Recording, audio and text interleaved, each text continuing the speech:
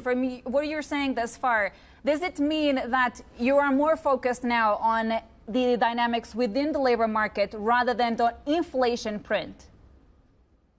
Well, we have to take it together. We do know that the mandate is inflation, and we are focused on bringing inflation to 2%. But we don't want to undershoot on the target.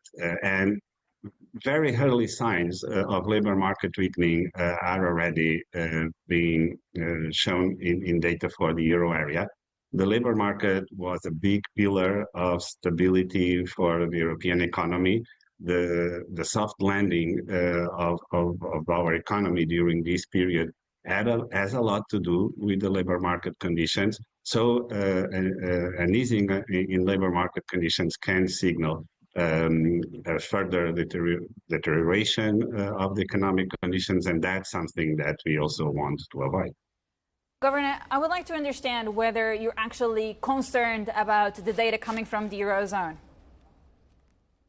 Well, it's a bit of the following sentiment. We've been postponing the recovery. There's no recession in the baseline. The baseline is still very solid, but we see as months after months a postponement of the recovery. Remember that we cut the forecast of investment in the euro area in the 2 years, 24 and 25, by 80%.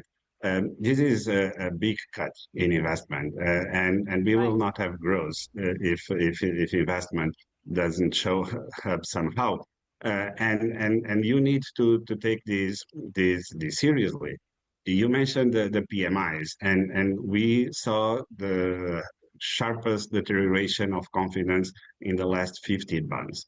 The same numbers show that job shedding is now really in the expectations of firms. So we need to be careful with that.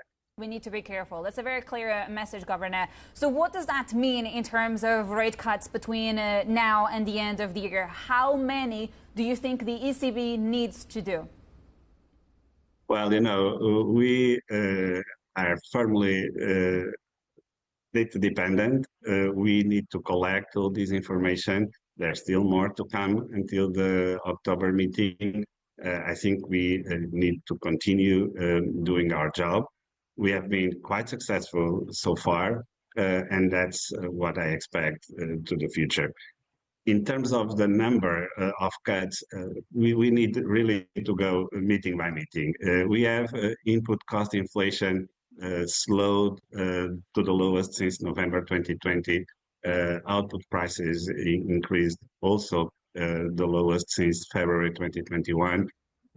China is a big factor in terms of the inflationary process because all the pressures coming from China are deflationary in nature. So we need also to count on these dynamics in terms of prices. So I think we really need to be focused on the data, on the interplay of the data with what we already know, and keep updating ourselves.